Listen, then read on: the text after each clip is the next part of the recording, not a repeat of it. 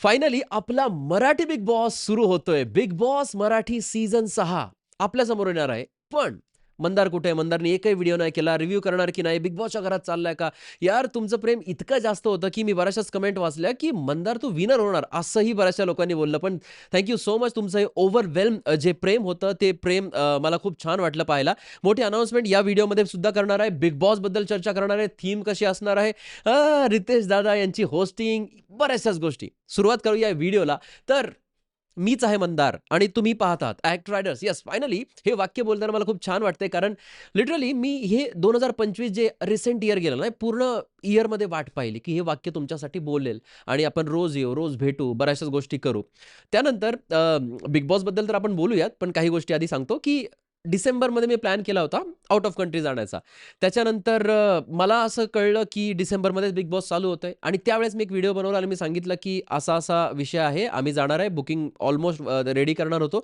So म्हटलं एक video करून सांगावं, की जर अचानक बिग बॉस डिसेंबरमध्ये आलं, तर मी ते नाही करू शकणार, रिव्ह्यू नाही करू शकणार इथे नसेल तर. आणि मी त्याच गोष्टी सांगितल्या. बरेचसेच लोकं म्हणाले, की बिग बॉसमध्ये चाललाय, बिग बॉसमध्ये चाललाय. आणि मी कित्येक लोकं मला भेटली, अशी भेटली, पर्सनली भेटली, फोन आला. बऱ्याचशाच लोकांना मी सांगितलं, की "अरे, मी नाही जाणार आहे." पण कुणाचाच माझ्यावर विश्वास नव्हता बसत. इव्हन मी बिल्डिंगमध्ये पण इथे ज्यावेळेस येतो, त्यावेळेस मला 2 लेडीज भेटल्या आणि त्या म्हणाल्या, की "मंदार तू चाललाय ना?" म्हणलं, "नाही." "अरे, तू चाललाय. आम्हाला माहिती आहे तू चाललाय आणि तुला आम्हाला खरं सांगता येत नाहीये." म्हटलं, "अरे, असं नाहीये. मी तुम्हाला जर सांगितलं असतं, तुम्ही इथे राहताय, समोर राहताय असं." सो प्रत्येकाचाच हा विषय होता. सो म्हटलं, की व्हिडिओ करून सगळ्यांसमोर यावं आणि सगळ्यांना सांगावं, की ॲक्चुअलमध्ये काय विषय. तो विषय असा होता आणि फायनली डिसेंबर महिना संपला.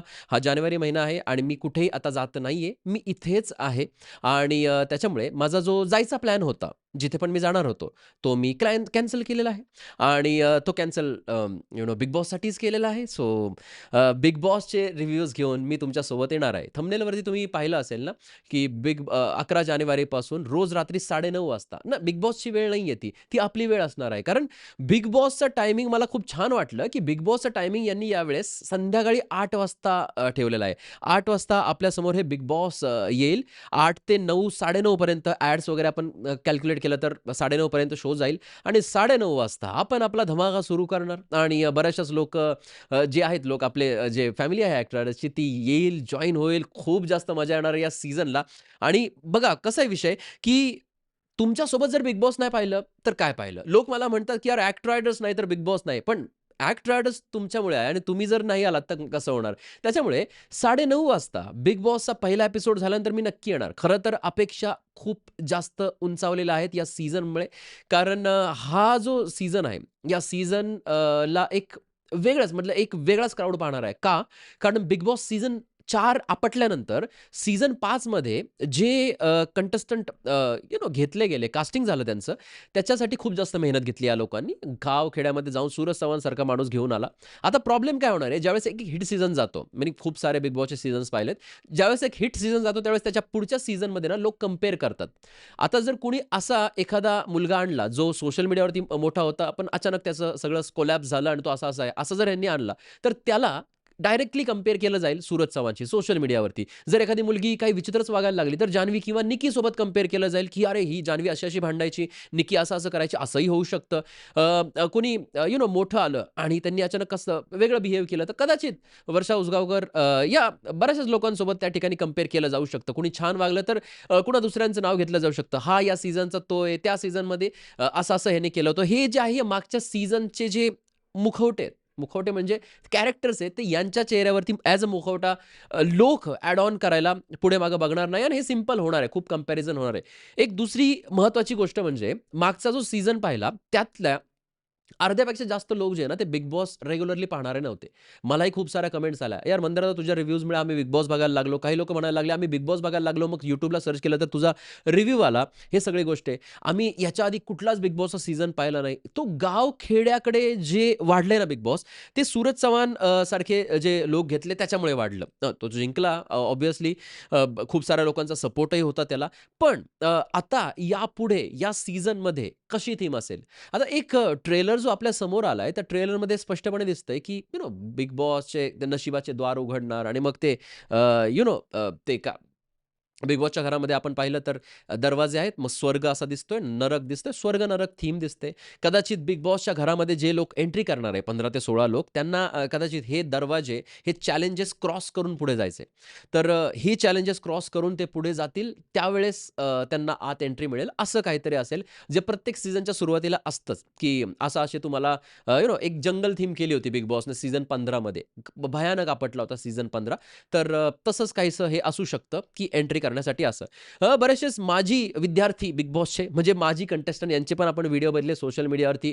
बिग बॉस येतंय, आता होणार कल्ला, आता उघडणार नशिबाचं दार. सगळ्यांना एकच स्क्रिप्ट दिली होती. अरे थोडं वेगवेगळं. ChatGPTला म्हणालं, की याचे मला 20 स्क्रिप्ट वेगवेगळ्या करून दे, तर 20 जणांना वेगळ्या 20 स्क्रिप्ट पाठवल्या असत्या. पण ठीक आहे. कारण मी पाहिलं, की प्रत्येकजण सेमच स्क्रिप्ट बोलतोय, सेमच स्क्रिप्ट बोलतोय. थोडंसं प्रमोशन जबरदस्त झालंय यावेळेस. ॲक्चुअली प्रमोशनची गरज नाही, कारण हा सीझन जो आहे, हा मागची सुनामी आली होती ना, त्या सुनामीवरती चालणार आहे. म्हणजे ती लाट खूप मोठी होती आणि त्याच्यामुळे खूप सारे लोक अवेटेड आहे बिग बॉस मराठी सीझन 6 साठी. तर बस अपेक्षा हीच आहे, की चांगले कंटेस्टंट बिग बॉस मराठी 6च्या घरात जाओ. आम्हाला एंटरटेनमेंट मिळो आणि काही एंटरटेनमेंट क्षेत्रातले असू, काही गायन असे वेगवेगळे मागचे जसे आणले तसंच कास्टिंग होण्याचे हाय लेव्हलचे चान्सेस आहेत. होय, असे चान्सेस आहेत. पाहू आता कसं कास्टिंग होतंय. जसं पहिला एपिसोड येईल तसं मी येऊन माझी राय, अपने विचार यार, तर ते तुमच्यासमोर नक्कीच ठेवेन. बाकी जो अच्छा लगेगा उसके बारे में अच्छी-अच्छी बातें करेंगे. म्हणजे जो चांगला वागेल त्याला आपण चांगलंच म्हणतो. आपल्याला माहिती आहे तुम्हाला सगळ्यांना आणि जो चुकेल त्याची चूक आपण चांगल्या शब्दातच सांगतो, है ना? असं सगळं आहे.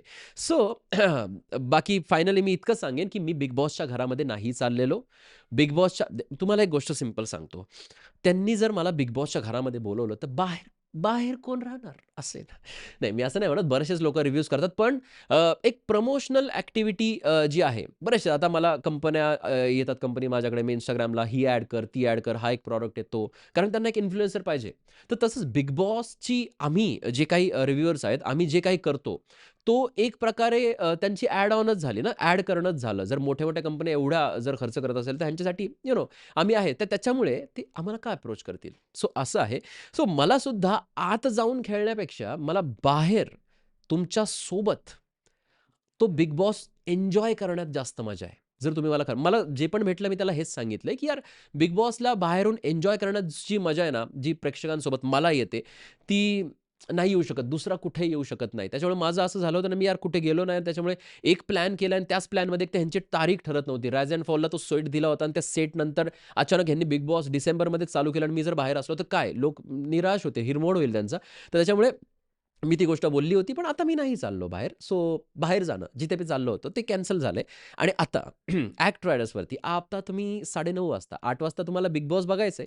सगळे कंटेस्टंट कसं आहे ते तुम्हाला ऑब्झर्व्ह करायचंय आणि ते ऑब्झर्वेशन झाल्यानंतर बघा तुम्हाला माझे पॉइंट ऑफ व्ह्यूज तुमच्या पॉइंट ऑफ व्ह्यूजशी मॅच होतील का? बाकी कंटेस्टंट कोण येतील, काय येतील? सोशल मीडियावरती जी लिस्ट आलेली आहे, त्या लिस्टमधले काहीसे तुम्हाला चेहरे दिसू शकतात. बाकी भाई सिक्रेट आहे. लय काय विषय होणार आहे यावेळेस. लय जबरदस्त. तर कसं वाटलं तुम्हाला ॲक्ट रायडर्सवरती खूप दिवसांनंतर एक व्हिडिओ पाहून हे कमेंट सेक्शनमध्ये नक्की लिहा आणि तुम्ही तयार आहे का 11 जानेवारीला ॲक्ट रायडर्सच्या लाईव्ह सेशनमध्ये सहभाग घेण्यासाठी? हे नक्की सांगा. इथं ना आत गुदगुदी होतीये. हृदय असं एकदम ओव्हरवेल्म झालेलं आहे. त्याच्यामुळे मी रेडी आहे. तुम्ही तयार आहात ना? कमेंट सेक्शनमध्ये लिहायला विसरू नका. भेटूया आपण. Thank you. Take care. Bye. भेटू 11 जानेवारीला डायरेक्टली पहिल्या एपिसोड नंतर. बाय. आणि रितेश दादाबद्दल सॉरी बोलायचं राहिलं. रितेश दादा असणार आहे. मला मागच्या वेळेसच समजलं होतं, की रितेश दादा कंटिन्यू या गोष्टी करणार. त्याच्यामुळे मी इतका खुश आहे. रितेश दादा, love you. So we will wait for 11 Jan and thank you so much. Bye. Take care.